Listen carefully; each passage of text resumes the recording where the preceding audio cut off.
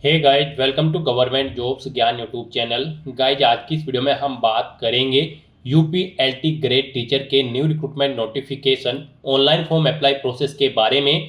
Last date की update है, केवल 4 दिन शेष रह गए हैं। आप जल्द से जल्द अपने फॉर्म अप्लाई कर लें। जी हाँ दोस्तों, Uttar Pradesh public service commission ने यहाँ पर एलटी ग्रेड टीचर के 7,466 खाली पदों को भरने के लिए नोटिफिकेशन रिलीज किया हुआ है। कैसे आप इस भर्ती में पार्टिसिपेट करने के लिए अपने फॉर्म अप्लाई कर सकते हो बिना कोई मिस्टेक किए हुए, इसकी पूरी जानकारी हम आपको step by step one time registration से लेकर प्रिंट तक इस वीडियो में देंगे। बस आपको इस वीडियो को स्किप के बिना शुरू से लेकर एंड तक देखना है। उसके बाद वीडियो पसंद आए तो इसे लाइक और शेयर कर दें। चैनल पर नए हो तो इसे सब्सक्राइब कर लें। साथ ही साथ आपको फॉर्म अप्लाई करते हुए जो जो भी प्रॉब्लम फेस हो रही है उन सभी का हल आपको इस वीडियो में मिल जाएगा। जैसे कि यहाँ पर कैसे आपको अपना वन टाइम रजिस्ट्रेशन करना है, कैसे आपको अपना फीस पेमेंट करना है, एजुकेशनल क्वालिफिकेशन की डिटेल देनी है, फोटो सिग्नेचर और डॉक्यूमेंट अपलोड करने हैं, पूरी जानकारी आपको इस वीडियो में दी जाएगी। बस आपको एंड तक हमारे साथ इस वीडियो में बने रहना है। तो बिना कोई वक्त गंवाए चलिए शुरू करते हैं। आपको इस वीडियो के डिस्क्रिप्शन बॉक्स में हमारी वेबसाइट IND-sarkari-naukri.in के इस पेज का लिंक मिल जाएगा। यहाँ पर आपको इस भर्ती के रिगार्डिंग सभी डिटेल्स प्रोवाइड कर दी गई है। Uttar Pradesh public service commission UPPSC ने यहाँ पर एलटी ग्रेड टीचर के 7,466 खाली पदों को भरने के लिए नोटिफिकेशन रिलीज किया हुआ है। आप 28 अगस्त 2025 तक अपने फॉर्म अप्लाई कर सकते हो। लास्ट डेट की अपडेट है, केवल 4 दिन शेष रह गए हैं। आप जल्द से जल्द अपने फॉर्म अप्लाई कर लें। अंतिम समय में कैसे आप अपने फॉर्म अप्लाई करेंगे जिससे आपका फॉर्म रिजेक्ट न हो, पूरी जानकारी आपको इस वीडियो में दी जाएगी। यहाँ पर क्वालिफिकेशन की अगर बात करें तो बैचलर डिग्री धारक कैंडिडेट रिलेटेड सब्जेक्ट के अंतर्गत जिनके पास बैचलर डिग्री है वो एलिजिबल है, अप्लाई कर सकते हैं। प्लस आपके पास बीएड होनी जरूरी है। 21 से 40 साल आपकी आयु सीमा रखी गई है। जनरल ओबीसी ईडब्ल्यूएस के लिए 125 रुपये फीस है, SC ST के लिए 65 और PH कैंडिडेट के लिए मात्र 25 रुपये फीस है, जो कि आप ऑनलाइन मोड से जमा करा सकते हो। सिलेक्शन आपका प्री एग्जाम, मेन एग्जाम और इंटरव्यू के आधार पर होगा। आप ऑल इंडिया से ऑनलाइन मोड में अप्लाई कर सकते हो। उसके लिए आपको इस पेज को नीचे स्क्रॉल डाउन करते हुए इंपॉर्टेंट लिंक सेक्शन में आना है। ऑफिशियल नोटिफिकेशन PDF लिंक पर क्लिक करके इस भर्ती के नोटिफिकेशन को ओपन कर लेना है और इसमें से आपको पूरी डिटेल रीड कर लेनी है। यहाँ पर आपको सभी डिटेल्स प्रोवाइड कर दी गई है, जैसे कि क्या पोस्ट का नाम है, कितनी उसके लिए नंबर ऑफ वैकेंसीज है, क्या उसका एलिजिबिलिटी क्राइटेरिया होना चाहिए, कैसे आप अप्लाई कर सकते हो, कब से कब तक आप अप्लाई कर सकते हो, पूरी जानकारी आपको इस नोटिफिकेशन में दे दी गई है। आप सभी डिटेल्स यहाँ से रीड करें, उसके बाद अपने फॉर्म अप्लाई कर लें। फॉर्म अप्लाई करने के लिए भी आपको हमारी वेबसाइट के इसी पेज पर ही अप्लाई ऑनलाइन का लिंक दिया गया है। जैसे ही आप इस लिंक पर क्लिक करेंगे तो आपके सामने यहाँ पर Uttar Pradesh public service commission का ये पोर्टल ओपन होगा। गाइस, यहाँ पर आने के बाद आपको assistant teacher train graduate grade examination में अप्लाई के इस लिंक पर क्लिक करना है और इस भर्ती के लिए अपना फॉर्म अप्लाई कर लेना है। इंस्ट्रक्शंस रीड आउट करना चाहते हैं तो आप यूजर इंस्ट्रक्शन की टैब पर क्लिक करके इंस्ट्रक्शंस रीड कर सकते हो, और एडवर्टाइजमेंट चेकआउट करना चाहते हो तो व्यू एडवर्टाइजमेंट की ऑप्शन पर क्लिक करके आप इस भर्ती का एडवर्टाइजमेंट चेकआउट करके अप्लाई कर सकते हो। तो यहाँ पर अब आपको अप्लाई के इस ऑप्शन पर क्लिक करते हुए इस भर्ती के लिए अप्लाई करना है। जैसे ही आप अप्लाई के इस ऑप्शन पर क्लिक करेंगे आपके सामने यहाँ पर कुछ इस तरह से इंटरफेस शो होगा। यहाँ पर आपको सभी जानकारी दे दी गई है। असिस्टेंट टीचर के किस सब्जेक्ट के लिए कितनी नंबर ऑफ वैकेंसीज है, क्या उसके लिए क्वालिफिकेशन है। आप चेक क्वालिफिकेशन की टैब पर क्लिक करते हुए जिस भी सब्जेक्ट की टीचिंग के लिए अप्लाई करने जा रहे हैं उसकी क्वालिफिकेशन आप चेकआउट कर सकते हो। साथ ही साथ नंबर ऑफ वैकेंसी यहाँ पर आपको दी गई है, किस सब्जेक्ट के लिए कितनी नंबर ऑफ वैकेंसीज है, असिस्टेंट टीचर की पोस्ट के लिए कितनी सैलरी यहाँ पर आपको प्रोवाइड कराई जाएगी, इसकी भी पूरी जानकारी आपको दे दी गई है। आयु सीमा कितनी है वो यहाँ पर आपको प्रोवाइड कर दी गई है। तो यहाँ से आप सभी डिटेल्स चेकआउट कर लें। उसके बाद यहाँ पर आप जिस भी सब्जेक्ट की टीचिंग के लिए अप्लाई करना चाहते हैं उसके सामने यहाँ पर आपको ऑथेंटिकेट विद OTR का ऑप्शन दिया गया है। यहाँ पर आपको ऑथेंटिकेट विद OTR के इन ऑप्शन पर क्लिक करना है। जिस भी पोस्ट के लिए आप अप्लाई करना चाहते हैं उसके सामने ऑथेंटिकेट विद OTR के ऑप्शन पर क्लिक करें। उसके बाद आपके सामने यहाँ पर कुछ इस तरह से इंटरफेस शो होगा। आपको दोबारा से ऑथेंटिकेट विद OTR सर्वर के ऑप्शन पर क्लिक करना है। फिर आपके सामने कुछ इस तरह से इंटरफेस शो होगा। ये पॉपअप आपको शो होगा। यहाँ पर आपसे पूछा गया है कि क्या आपने अपना OTR रजिस्ट्रेशन कंप्लीट कर लिया है। अगर कर लिया है तो आप यस करेंगे और फिर गो के ऑप्शन पर क्लिक करेंगे। यहाँ पर आप अपना OTR नंबर एंटर करेंगे और प्रोसीड के ऑप्शन पर क्लिक करते हुए यहाँ पर आप अपना फॉर्म अप्लाई करेंगे। और अगर आप Uttar Pradesh public service commission की इस वेबसाइट के थ्रू किसी भी भर्ती के लिए फर्स्ट टाइम अप्लाई करने जा रही हो, आपने अपना रजिस्ट्रेशन नहीं किया हुआ है, वन टाइम रजिस्ट्रेशन, तो उसके लिए यहाँ पर आपको नो ऑप्शन सेलेक्ट करना होगा। फिर आपको गाइस यहाँ पर click here to get your OTR number के इस ऑप्शन पर क्लिक करना है। उसके बाद आपके सामने यहाँ पर OTR का ये इंटरफेस ओपन हो जाएगा। यहाँ पर आपको अपनी बेसिक डिटेल्स प्रोवाइड कराते हुए अपना वन टाइम रजिस्ट्रेशन कंप्लीट करना है। उसके बाद ही आप इस फॉर्म के लिए अप्लाई कर पाओगे। तो यहाँ पर आने के बाद सबसे पहले आपको अपनी ईमेल आईडी एंटर करनी है, फिर आपको अपना मोबाइल नंबर यहाँ पर एंटर करना है। उसके बाद आपको यहाँ पर वेरीफाई ईमेल एंड मोबाइल इस ऑप्शन पर क्लिक करना है। फिर आपके सामने यहाँ पर कुछ इस तरह से पॉपअप शो होगा। अब यहाँ पर आपको गेट OTP ऑन ईमेल और गेट OTP ऑन मोबाइल इन ऑप्शन पर क्लिक कर देना है। उसके बाद आपकी रजिस्टर्ड ईमेल आईडी और मोबाइल नंबर पर OTP जाएंगे, उन्हें आपको वेरीफाई कर लेना है। आपको अपने OTP यहाँ पर एंटर करने हैं और फिर आपको वेरीफाई ईमेल आईडी और वेरीफाई मोबाइल नंबर के ऑप्शन पर क्लिक कर देना है। इस तरह से यहाँ पर आपकी ईमेल आईडी और मोबाइल नंबर वेरीफाई हो जाएंगे। उसके बाद यहाँ पर आपको क्लिक हियर टू प्रोसीड के इस ऑप्शन पर क्लिक करना है। फिर आपके सामने मैसेज शो हो जाएगा, आपका मोबाइल नंबर यहाँ पर सक्सेसफुली वेरीफाई हो चुका है और ईमेल आईडी। आपका मोबाइल नंबर और ईमेल आईडी वेरीफाई होने के बाद आपको आपके OTR के पेज पर यहाँ पर रिडायरेक्ट किया जाएगा। अब यहाँ पर आपको अपना फोटो और सिग्नेचर अपलोड करने हैं। फोटो की विड्थ आपकी 5 सेंटीमीटर होनी चाहिए, हाइट 6 सेंटीमीटर और सिग्नेचर की यहाँ पर जो विड्थ होगी वो 6 सेंटीमीटर होनी चाहिए और हाइट 3 सेंटीमीटर होनी चाहिए। तो यहाँ पर आपको सिलेक्ट कलर फोटो इस ऑप्शन पर क्लिक करना है, अपना फोटो सेलेक्ट करना है और उसे यहाँ पर अपलोड कर देना है। ऐसे ही यहाँ पर आपको अपने सिग्नेचर के लिए सिलेक्ट लेटेस्ट सिग्नेचर आपको इस ऑप्शन पर क्लिक करना है और अपने सिग्नेचर को यहाँ पर आपको अपलोड कर देना है। सिग्नेचर यहाँ पर आपके ब्लैक बोल्ड पेन से होने चाहिए। अपना फोटो और सिग्नेचर अपलोड करने के बाद फिर यहाँ पर आपको अपने आधार के 6 डिजिट लास्ट के 6 डिजिट यहाँ पर एंटर करने हैं। उसके बाद आपको अपना फर्स्ट नेम यहाँ पर एंटर करना है, मिडिल नेम है तो वो एंटर कर दे, लास्ट नेम है तो वो एंटर कर दे, नहीं है तो आप इन कॉलम्स को खाली भी छोड़ सकते हैं, यहाँ पर मैंडेटरी नहीं है। उसके बाद गाइड यहाँ पर आपको अपना जेंडर सेलेक्ट कर लेना है, फिर आपको अपनी डेट ऑफ बर्थ सेलेक्ट करनी है, फिर यहाँ पर आपको स्टेट ऑफ डोमिसाइल यानी कि आपको अपना स्टेट सेलेक्ट करना है, जिस स्टेट से आप बिलोंग करते हैं। उसके बाद यहाँ पर आपको अपना होम डिस्ट्रिक्ट सेलेक्ट कर लेना है, फिर यहाँ पर आपको अपनी कैटेगरी सेलेक्ट करनी है, जिस कैटेगरी से आप बिलोंग करते हैं। उसके बाद यहाँ पर आपको अपने फादर का फर्स्ट नेम आपको एंटर करना है, उसके बाद उनका मिडिल नेम आपको एंटर करना है अगर मिडिल नेम है, फिर आपको उनका लास्ट नेम यहाँ पर एंटर करना है अगर लास्ट नेम है, नहीं है तो आप इन कॉलम्स को खाली छोड़ सकते हैं, ये मैंडेटरी नहीं है। उसके बाद यहाँ पर आपको अपनी मदर का नाम एंटर करना है, ऐसे ही उनका मिडिल नेम और लास्ट नेम एंटर करना है, नहीं है तो आप इन कॉलम्स को खाली छोड़ दें मिडिल नेम और लास्ट नेम के। उसके बाद यहाँ पर आपको अपनी हाई स्कूल क्वालिफिकेशन की डिटेल देनी है, यहाँ पर आपको बोर्ड का नाम सेलेक्ट करना है, जिस बोर्ड से आपने अपनी 10वीं क्लास पास आउट की है, फिर आपको पासिंग ईयर सेलेक्ट करना है, अपना 10वीं का आपको रोल नंबर यहाँ पर एंटर करना है, फिर आपको ये कैप्चा कोड इस बॉक्स में एंटर करना है और उसके बाद गाइड यहाँ पर आपको रजिस्टर की इस टैब पर क्लिक कर देना है। इस तरह से यहाँ पर आपकी OTR प्रोसेस की ये सभी डिटेल्स सक्सेसफुली सबमिट हो चुकी है। अब आपको गाइड यहाँ पर क्लिक हियर टू लॉगिन के इस ऑप्शन पर क्लिक करना है। नेक्स्ट आपके सामने यहाँ पर लॉगिन का इंटरफेस ओपन होगा। अब गाइस यहाँ पर आपको लॉगिन करना है, उसके लिए यहाँ पर आपको 2 ऑप्शन दिए गए हैं, आप बाय मोबाइल नंबर या फिर बाय ईमेल आईडी अपनी चॉइस के अकॉर्डिंग किसी भी ऑप्शन का यूज करते हुए लॉगिन कर सकते हो। अगर आप यहाँ पर by email ID option select करते हो तो फिर यहाँ पर आपको सबसे पहले अपनी ईमेल आईडी एंटर करनी है, उसके बाद यहाँ पर आपको गेट OTP के इस ऑप्शन पर क्लिक करना है, फिर यहाँ पर आपकी ईमेल आईडी पर एक OTP आएगा, वो OTP आपको यहाँ पर एंटर करना है, ये वेरिफिकेशन कोड आपको इस बॉक्स में एंटर करना है और फिर गाइस यहाँ पर आपको लॉगिन की इस टैब पर क्लिक करके लॉगिन कर लेना है। और गाइस अगर आप मोबाइल नंबर के थ्रू लॉगिन करना चाहते हैं तो फिर मोबाइल नंबर ऑप्शन पर क्लिक करें और फिर यहाँ पर आपको अपनी लॉगिन आईडी यानी कि मोबाइल नंबर एंटर करना है, उसके बाद यहाँ पर आपको गेट OTP के इस ऑप्शन पर क्लिक करना है, फिर यहाँ पर आपको एक OTP आएगा आपके मोबाइल नंबर पर, वो OTP आपको यहाँ पर एंटर करना है, ये वेरिफिकेशन कोड आपको इस बॉक्स में एंटर करना है और फिर आपको लॉगिन की टैब पर क्लिक करते हुए लॉगिन कर लेना है।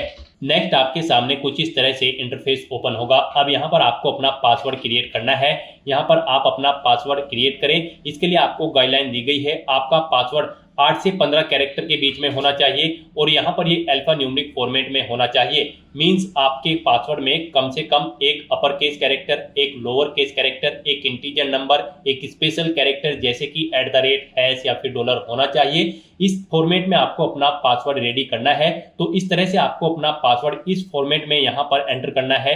वही पासवर्ड आपको यहाँ पर रीटाइप न्यू पासवर्ड के इस कॉलम में एंटर करना है, सेम पासवर्ड, और अपने पासवर्ड को कंफर्म कर लेना है। फिर आपको ये वेरिफिकेशन कोड इस कॉलम में एंटर करना है और उसके बाद गाइस यहाँ पर आपको सबमिट के इस ऑप्शन पर क्लिक कर देना है।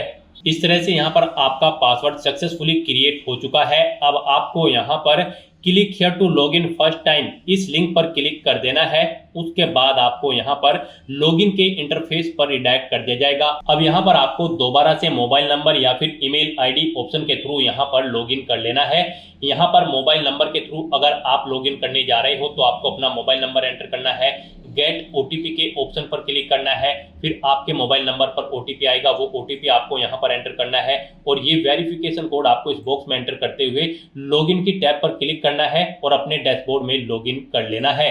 और गाइस अगर आप यहाँ पर ईमेल आईडी के थ्रू लॉगिन करते हो तो फिर यहाँ पर आपको अपनी ईमेल आईडी एंटर करनी है। उसके बाद यहाँ पर आपको गेट ओटीपी ऑप्शन पर क्लिक करना है। एक ओटीपी आपके रजिस्टर्ड ईमेल आईडी पर आएगा, वो ओटीपी आपको यहाँ पर एंटर करना है। ये वेरिफिकेशन कोड इस बॉक्स में एंटर करना है और फिर आपको लॉगिन की स्टेप पर क्लिक करते हुए लॉगिन कर लेना है। गाइस यहाँ पर लॉगिन करते हुए आपके सामने इस बार एक और नया ऑप्शन आया होगा, ओटीआर नंबर, लेकिन इसके थ्रू यहाँ पर अभी आप लॉगिन नहीं कर सकते हो। आपको ओटीआर नंबर अभी जनरेट नहीं हुआ है। अपना ओटीआर सक्सेसफुली कंप्लीट करने के बाद जब आपको एक ओटीआर नंबर मिल जाएगा उसका यूज करते हुए फिर आप इस नंबर का यूज करते हुए लॉगिन कर सकते हो। तो फिलहाल तो यहाँ पर आपको मोबाइल नंबर या फिर ईमेल आईडी के थ्रू लॉगिन कर लेना है। लॉगिन करने के बाद आपके सामने कुछ इस तरह से इंटरफेस ओपन होगा। अब यहाँ पर आपको अपनी पर्सनल डिटेल देनी है। सबसे पहले यहाँ पर आपको अपनी नेशनलिटी सिलेक्ट कर लेनी है। उसके बाद आपको अपना मैरिटल स्टेटस देना है, आप सिंगल हो, मैरिड हो या फिर विडो हो या फिर डाइवोर्स हो। उसके बाद आपसे पूछा गया है कि क्या आप फ्रीडम फाइटर हैं, अगर हैं तो यस करें, नहीं है तो नो ऑप्शन सिलेक्ट करें। फिर यहाँ पर आपसे पूछा गया है कि क्या आप ex army emergency commission officer हैं या फिर शॉर्ट सर्विस कमीशन ऑफिसर है या कमीशन ऑफिसर्स हैं, आप इनमें से ऑप्शन सेलेक्ट करें। एक्स आर्मी हो या फिर ईसीओ हो या फिर एसएससी हो या फिर सीओ, अगर हैं तो इनमें से आप ऑप्शन सेलेक्ट करें और फिर आप अपनी सर्विस ड्यूरेशन यहाँ पर दें। उसके बाद रिटायरमेंट की डेट सेलेक्ट करें और अगर नहीं है तो यहाँ पर आपको नो ऑप्शन सेलेक्ट करना है। आगे की डिटेल आपको नहीं देनी है। उसके बाद यहाँ पर आपसे पूछा गया है कि क्या आप फिजिकली हैंडीकैप्ड हैं, अगर हैं तो यहाँ पर आप यस ऑप्शन सेलेक्ट करें। फिर यहाँ पर आपको अपनी हैंडीकैप की डिटेल देनी होगी। यहाँ पर आपसे पूछा गया है कि क्या आपको ब्लाइंड या फिर विजन प्रॉब्लम है, अगर है तो आप यस सेलेक्ट करें और फिर बताएं आपको ब्लाइंड की प्रॉब्लम है या फिर लो विजन की, नहीं है तो नो ऑप्शन सेलेक्ट करें। उसके बाद आपसे पूछा गया है कि क्या आपको डीफ या फिर हियरिंग प्रॉब्लम है, अगर है तो यस करें और फिर उसकी डिटेल दें। फिर आपसे पूछा गया है कि क्या आपको न्यूरोलॉजिकल प्रॉब्लम है, अगर है तो यस ऑप्शन सेलेक्ट करें और फिर उसकी डिटेल दें, नहीं है तो नो ऑप्शन सेलेक्ट करें। उसके बाद आपसे पूछा गया है कि क्या आपको मल्टीपल डिसेबिलिटीज हैं, अगर हैं तो यस करें और फिर उसकी डिटेल दें, नहीं है तो नो ऑप्शन सेलेक्ट करें। फिर यहाँ पर आपसे पूछा गया कि क्या आपको फिजिकली प्रॉब्लम है, लोकोमोटर डिसेबिलिटी, सर्बल पैलेसी है, अगर है तो यहाँ पर आप यस ऑप्शन सेलेक्ट करें और फिर यहाँ पर आप अपनी पीएच कैटेगरी, लोकोमोटर या फिर सर्बल पैलेसी की कैटेगरी या फिर सब कैटेगरी सिलेक्ट कर लें। कौन सी यहाँ पर आपको लोकोमोटर या फिर सर्बल पैलेसी है, आप अपने अकॉर्डिंग ऑप्शन सेलेक्ट करें। और गाइस अगर आपको ये प्रॉब्लम नहीं है, आप फिजिकली प्रॉब्लम आपको नहीं है, तो यहाँ पर आपको नो ऑप्शन सेलेक्ट करना है। फिर ये आगे की डिटेल्स आपके सामने डिसेबल्ड कर दी जाएगी। उसके बाद यहाँ पर आपको इस पेज को नीचे स्क्रॉल डाउन करना है। फिर यहाँ पर आपसे पूछा गया है कि क्या आप स्किल्ड प्लेयर हैं, अगर हैं तो यहाँ पर आप यस ऑप्शन सेलेक्ट करें और फिर यहाँ पर लेवल ऑफ प्लेयर आप यहाँ पर सिलेक्ट करें। यानी कि यहाँ पर आपसे पूछा गया कि क्या आप स्पोर्ट पर्सन हैं, अगर हैं तो आप यस करेंगे और फिर यहाँ पर आप बताएं किस लेवल के आप प्लेयर हैं, इंटरनेशनल लेवल, नेशनल लेवल या फिर स्टेट लेवल, आप अपने अकॉर्डिंग ऑप्शन सेलेक्ट करें। फिर यहाँ पर आपसे पूछा गया कि क्या आपके पास एनसीसी है, अगर है तो यस करें और फिर यहाँ पर आप एनसीसी का सर्टिफिकेट लेवल बताएं कौन सा है आपके पास, ए, बी या फिर सी, और अगर नहीं है आपके पास एनसीसी तो फिर यहाँ पर आपको नो ऑप्शन सेलेक्ट कर लेना है। फिर आपसे पूछा गया कि क्या आप गवर्नमेंट एम्प्लॉय हैं, फिर आप करंट वर्किंग ऑप्शन सेलेक्ट करेंगे और उसके बाद यहाँ पर आपको बताना होगा कि आप स्टेट गवर्नमेंट के एम्प्लॉय हैं उत्तर प्रदेश के या फिर अदर स्टेट या फिर सेंट्रल गवर्नमेंट के एम्प्लॉय हैं। यहाँ पर आप अपने अकॉर्डिंग ऑप्शन सेलेक्ट करेंगे और अगर आप गवर्नमेंट सर्विस नहीं करते हैं, गवर्नमेंट एम्प्लॉय नहीं है, तो यहाँ पर आपको नो ऑप्शन सेलेक्ट करना होगा। ये डिटेल आपको डिसेबल कर दी जाएगी, नहीं प्रोवाइड करानी है। फिर यहाँ पर पर आपसे पूछा गया है कि क्या आपको कभी Uttar Pradesh public service commission ने किसी परीक्षा में बैठने से रोका है। अगर रोका है तो आप यस ऑप्शन सिलेक्ट करें और फिर यहाँ पर आपको बताना है कब तक आपको परीक्षा में बैठने के लिए रोका गया है। आपको ईयर सिलेक्ट करना है, मंथ और डे सिलेक्ट कर लेना है। और अगर नहीं रोका है तो यहाँ पर आपको नो ऑप्शन सिलेक्ट करना है। ये डिटेल आपको डिसेबल कर दी जाएगी, ये आपको प्रोवाइड नहीं करानी है। और इस तरह से अपनी ये सभी डिटेल्स फिल करने के बाद अब गाइज आपको सेव एंड नेक्स्ट के इस ऑप्शन पर क्लिक कर देना है। नेक्स्ट यहाँ पर आपको अपनी कम्युनिकेशन डिटेल प्रोवाइड करनी है। यहाँ पर आप अगर अपना अल्टरनेट मोबाइल नंबर एंटर करना चाहते हैं तो वो एंटर कर सकते हैं, नहीं करना चाहते हैं तो इस कॉलम को खाली छोड़ दें। अल्टरनेट ईमेल आईडी एंटर करना चाहते हैं तो वो आप यहाँ पर सेकंड अपनी ईमेल आईडी एंटर कर दें, नहीं करना चाहते हैं तो आप इस सेक्शन को खाली छोड़ दें। उसके बाद यहाँ पर आपको अपनी परमानेंट एड्रेस की डिटेल प्रोवाइड करनी है। यहाँ पर आप अपना एड्रेस एंटर करें, उसके बाद आप अपना स्टेट सेलेक्ट करें, फिर यहाँ पर आप डिस्ट्रिक्ट सेलेक्ट करें, अपना तहसील सेलेक्ट करें। उसके बाद बताएं आप रूरल एरिया से बिलोंग करते हैं या फिर अर्बन, आप अपने अकॉर्डिंग ऑप्शन सेलेक्ट करें। अगर आप अर्बन क्षेत्र से बिलोंग करते हैं तो फिर यहाँ पर आपको अपनी नगर पंचायत या फिर पालिका का नाम एंटर करना है। उसके बाद आपको अपना वार्ड नेम यहाँ पर देना है, फिर मोहल्ले का नाम आपको यहाँ पर देना है। और अगर आप रूरल क्षेत्र से आते हैं तो फिर यहाँ पर आपको अपने ब्लॉक का नाम सिलेक्ट करना है। उसके बाद आपको अपने न्याय या फिर ग्राम पंचायत का नाम यहाँ पर एंटर करना है, अपने विलेज का नाम यहाँ पर आपको सिलेक्ट कर लेना है। और उसके बाद गाइस यहाँ पर आपको अपना पुलिस स्टेशन यहाँ पर सिलेक्ट कर लेना है, फिर आपको अपना हाउस नंबर एंटर करना है, स्ट्रीट नंबर यहाँ पर आपको एंटर करना है या फिर पोस्ट ऑफिस। उसके बाद यहाँ पर आपको अपना पिन कोड एंटर कर देना है। फिर यहाँ पर आपको अपना कोरोस्पोंडेंस एड्रेस एंटर करना है।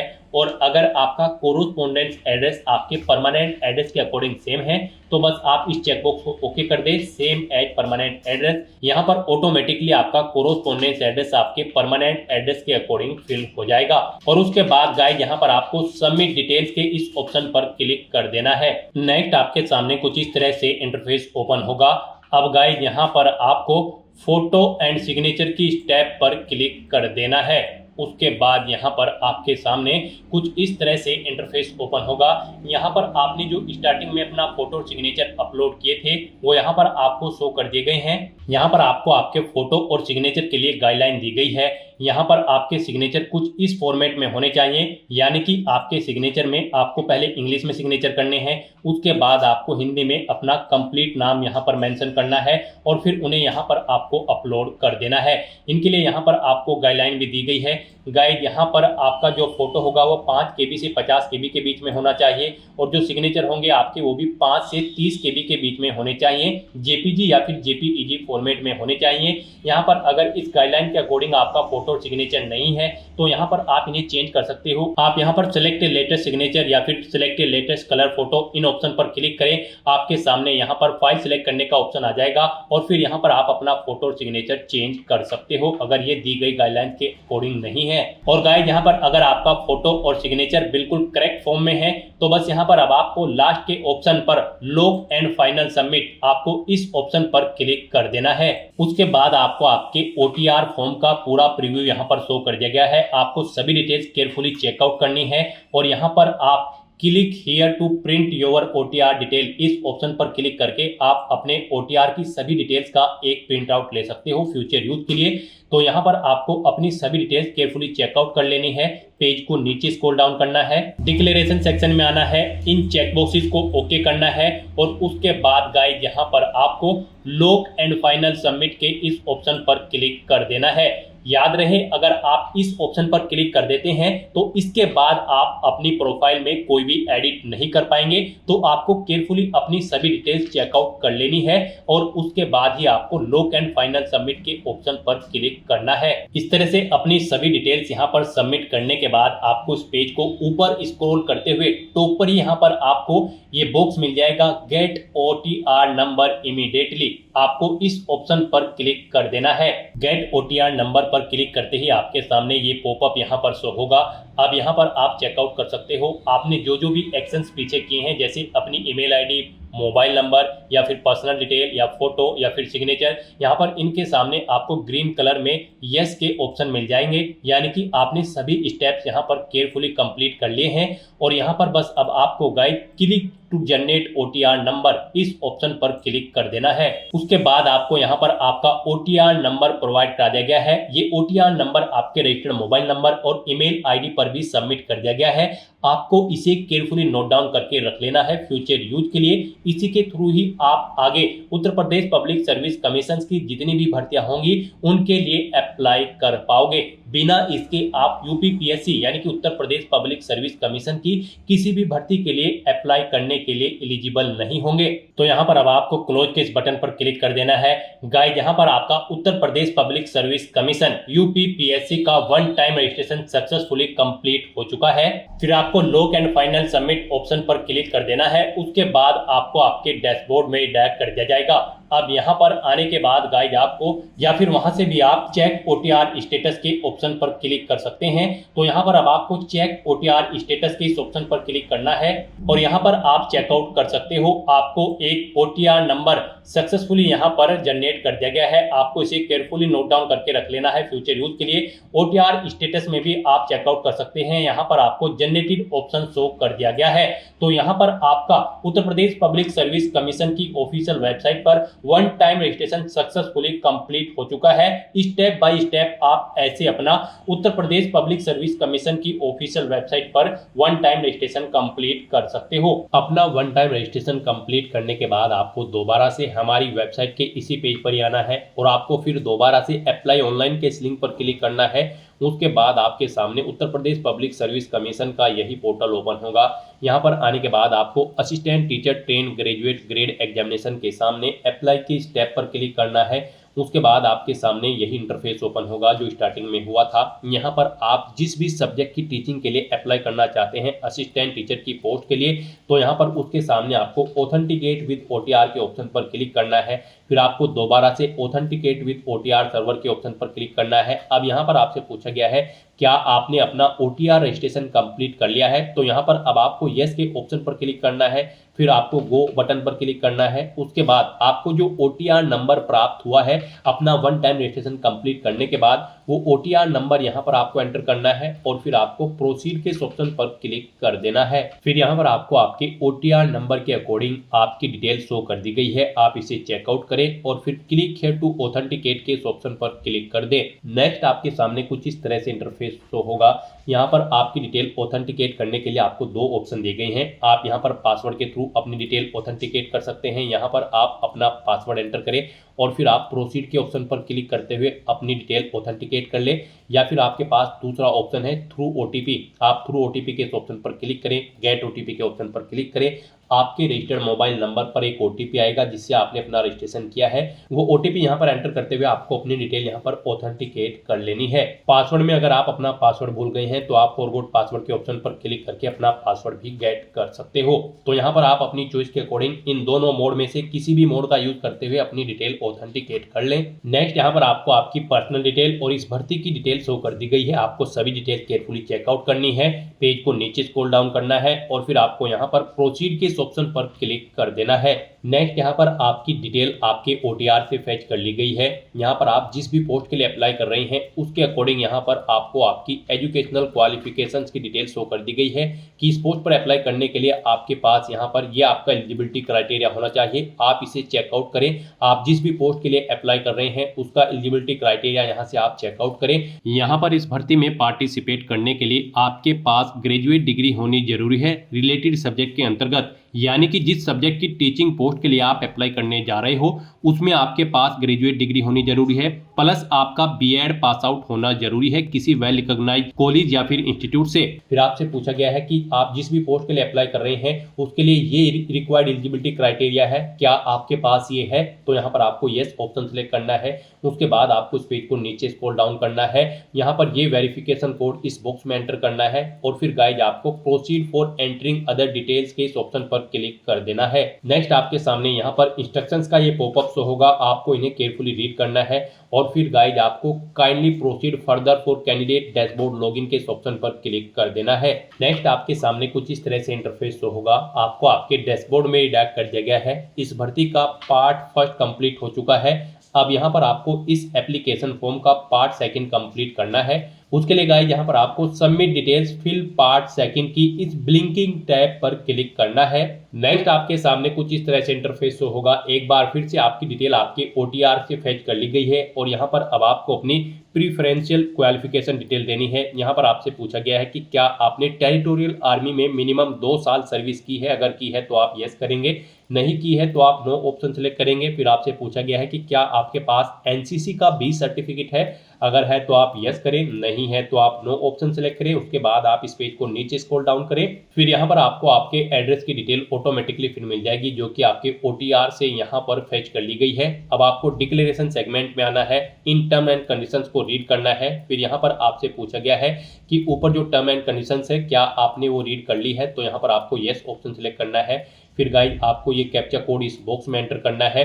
कहीं पर कोई मिस्टेक है तो आप यहाँ पर एडिट बटन पर क्लिक करके एडिट कर सकते हो, और अगर कोई मिस्टेक नहीं है तो यहाँ पर अब आपको प्रीव्यू फॉर्म के इस ऑप्शन पर क्लिक करना है। अब यहाँ पर आपको आपके एप्लीकेशन फॉर्म का प्रीव्यू शो कर दिया गया है। आपको सभी डिटेल्स केयरफुली चेकआउट करनी है, पेज को नीचे स्क्रॉल डाउन करना है। कहीं पर कोई मिस्टेक है तो आप एडिट बटन पर क्लिक करके एडिट कर सकते हो, नहीं तो यहाँ पर अब आपको सबमिट एप्लीकेशन फॉर्म के इस ऑप्शन पर क्लिक कर देना है। नेक्स्ट आपके सामने कुछ इस तरह से इंटरफेस शो होगा। यहाँ पर आपका एप्लीकेशन फॉर्म सबमिट हो चुका है, लेकिन इसे कंफर्म आपके फीस पेमेंट के बाद ही किया जाएगा। ये सेव करके रख लिया गया है।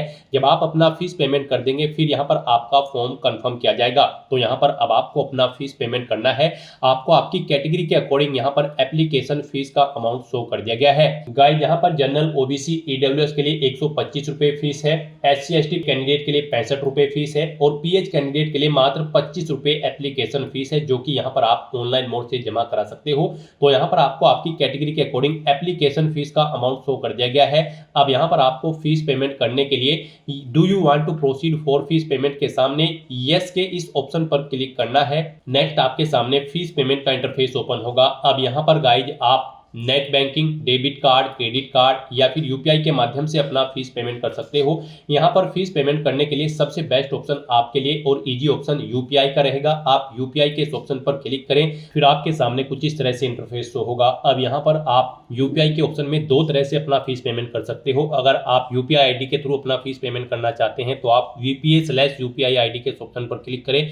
यहाँ पर आप अपनी UPI ID एंटर करें, कितना अमाउंट यहाँ पर आपको फीस का जमा कराना है वो यहाँ पर आप एंटर करें, और फिर गाइस आप कंफर्म के इस ऑप्शन पर क्लिक करते हुए अपना फीस पेमेंट कर दे UPI ID के थ्रू। और अगर आप यहाँ पर QR कोड के थ्रू अपना फीस पेमेंट करना चाहते हैं, जो कि यहाँ पर सेकंड ऑप्शन है UPI में, आप QR कोड के इस ऑप्शन पर क्लिक करें। आपके सामने यहाँ पर कुछ इस तरह से इंटरफेस शो होगा। आप ये QR कोड अपने UPI से स्कैन करें और अपना फीस पेमेंट कर दें। सक्सेसफुली फीस पेमेंट करने के बाद यहाँ पर आपके एप्लीकेशन फॉर्म की सभी टास्क कंप्लीट हो जाएगी और आपका एप्लीकेशन फॉर्म भी सक्सेसफुली सबमिट हो जाएगा। उसके बाद आपको अपने एप्लीकेशन फॉर्म का एक हार्ड कॉपी प्रिंट आउट ले लेना है फ्यूचर यूज के लिए, फ्यूचर रेफरेंस के लिए, और फिर आप अपने डैशबोर्ड में जाकर अपने एप्लीकेशन फॉर्म का स्टेटस भी चेकआउट कर सकते हो कि आपका एप्लीकेशन फॉर्म सक्सेसफुली सबमिट हो चुका है या फिर नहीं। तो दोस्तों ऐसे आप UPLT ग्रेड टीचर की इस भर्ती के लिए अपने फॉर्म अप्लाई कर सकते हो बिना कोई मिस्टेक किए हुए।